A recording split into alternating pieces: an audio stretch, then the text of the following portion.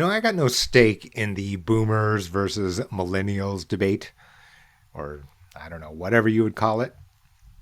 But the quote, "I've removed my Invisalign and here is the album," which is a line by Billie Eilish, all of 19 years old, has got to be one of the greatest flexes I've ever heard. Yeah, we get it. You're more talented than we are. You have 4 more Grammys than we have, and you're decades younger. Got it.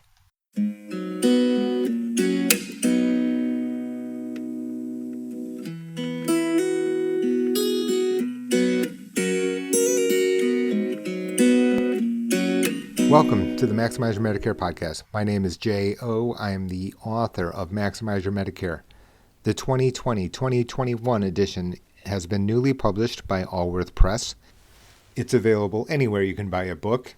The official website for the book is www.maximizeyourmedicare.com.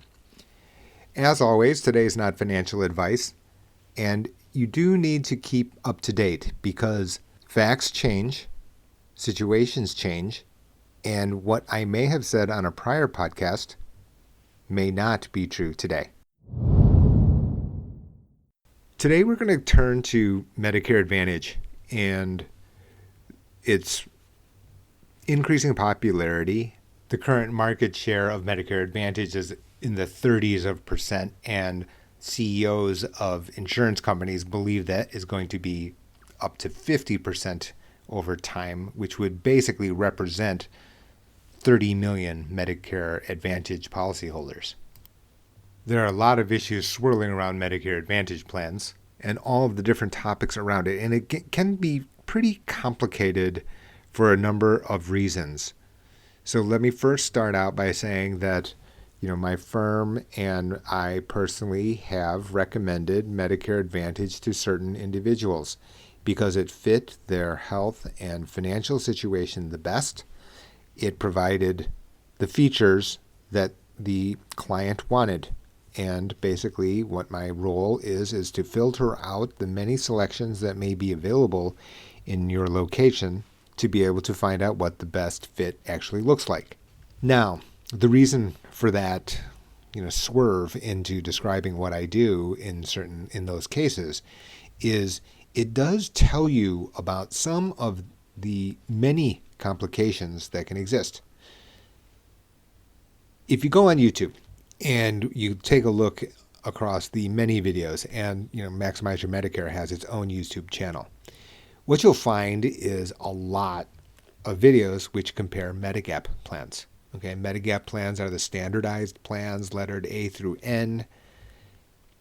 Medicare Supplement, Medicare Supplemental. There's a grid. It exists on MaximizeYourMedicare.com. It is a standardized grid.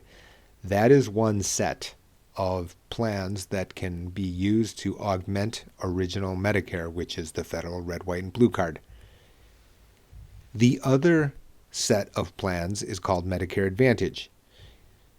Generally speaking, you're talking about 30 plans, high 20 in terms of Medicare Advantage plans, which can include prescription drug plans. The overwhelming majority include both drug and health benefits in one package.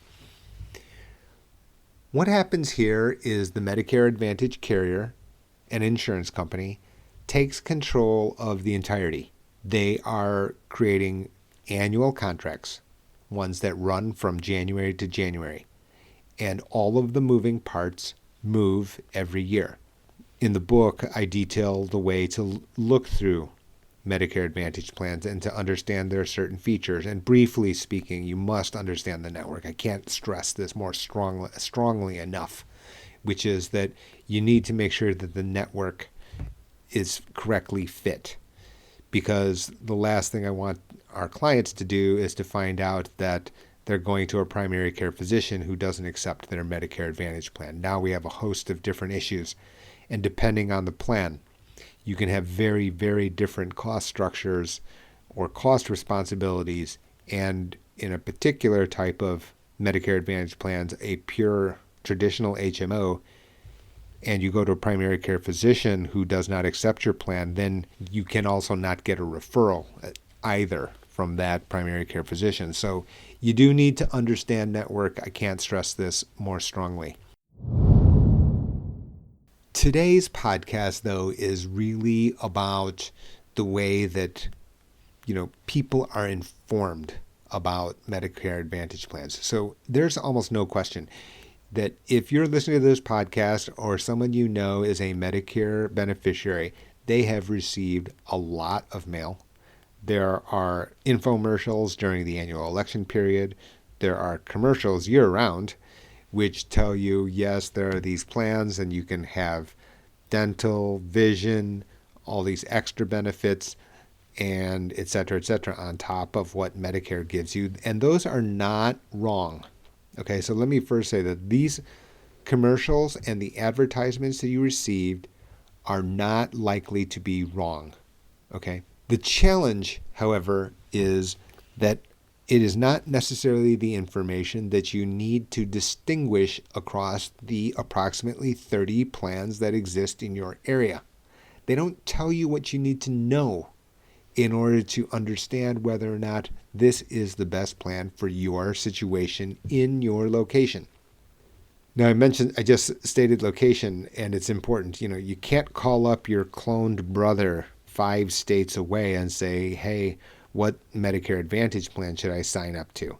That is not going to work because the Medicare Advantage plans, even with the same name, can be notably different.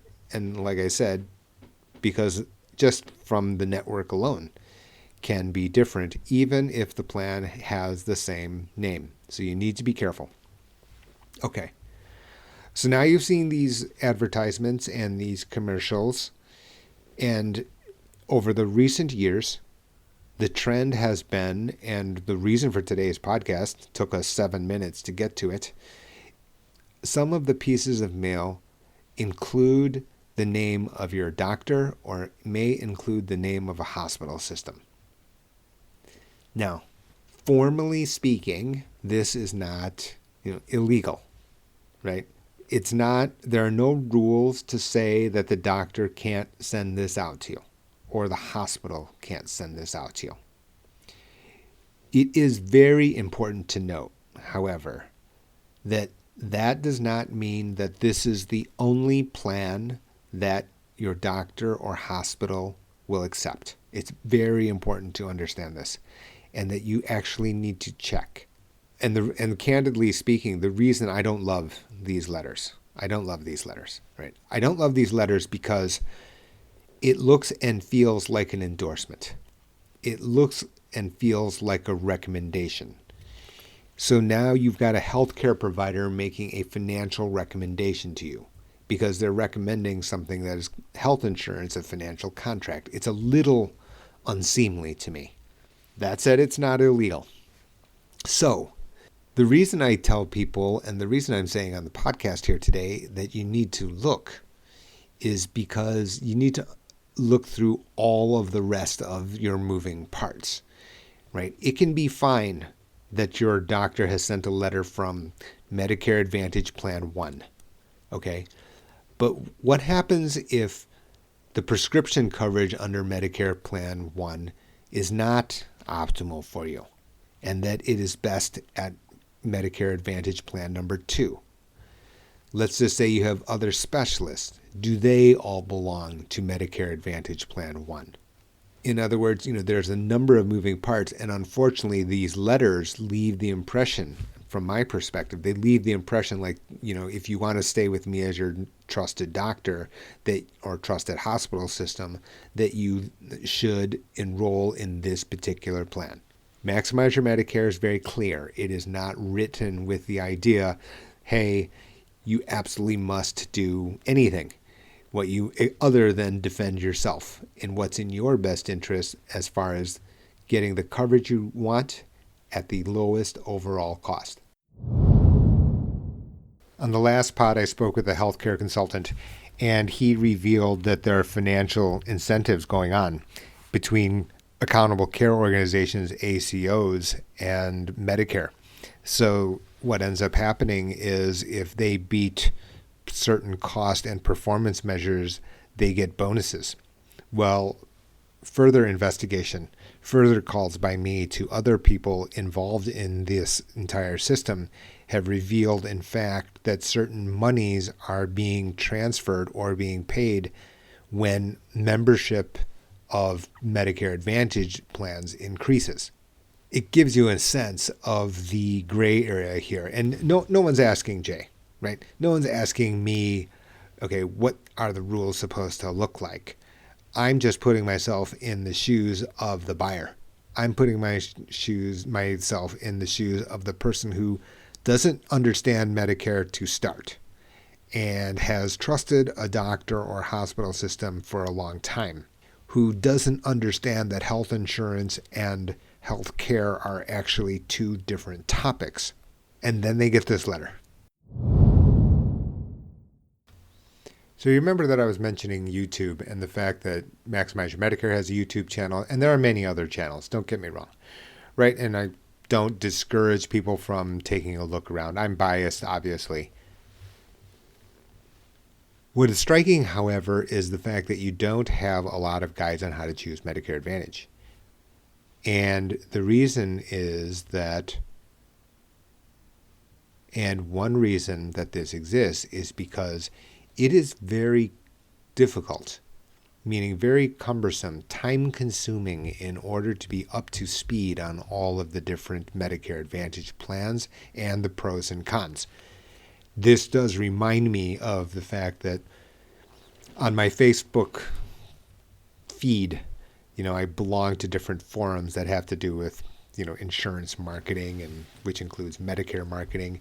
And an agent asked the question to an intermediary, hey, I know it's early, but can you help point out the pros and cons of Medicare Advantage plans versus each other?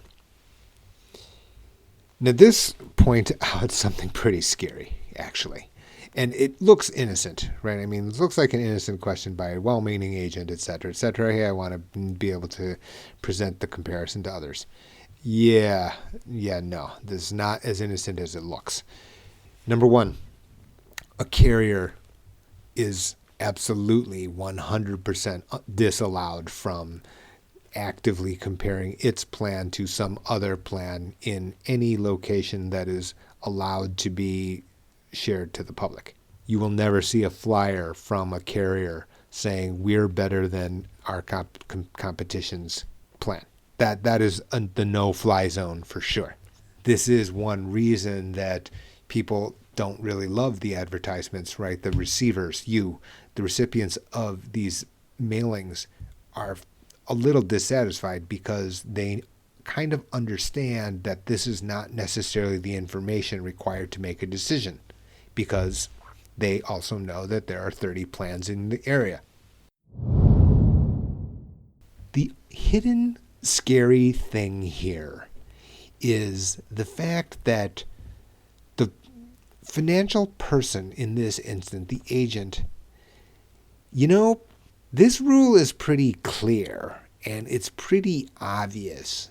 So the fact that this question is even asked is weird. It's just weird. It's evidence of that person not actually knowing what the rules are that govern Medicare. And it kind of reminded me of the YouTube channel because, I'm looking on YouTube and I'm watching these videos by others, and all I'd see is a bunch of explanations of Medigap without really any explanation about Medicare Advantage or any guidelines here. Now, I'm pretty careful, right? In other words, I've run cases. You can see the longer videos on there, and how to actually use the Medicare Plan Finder. And am I talking myself out of business? Probably. Can a person really do this at home for themselves? Maybe. Can they do so and compare all the different plans? Maybe. Some of you are never going to send me an email or ever going to call me, right? Which I accept. And obviously, my book sits in the dominant library systems throughout the United States. It's not as if everyone calls me. That I get. But it's also worrisome that a person who represents themselves as an expert to others has this question running in the background, meaning, hey, can you give me kind of a Reader's Digest or the Cliff Notes to how to compare all these plans? There's no shortcut to the work. We do it for our clients. That a person would even pose this question makes me question their ability to give financial advice. That's it for today. We'll have further podcasts later this week. If you have questions, jae@maximizeyourmedicare.com. Be sure to subscribe, rate, and review this podcast on Apple Podcasts, Google Podcasts, Stitcher, TuneIn, anywhere you digest your podcast. I'm Jay. Speak to you the next time.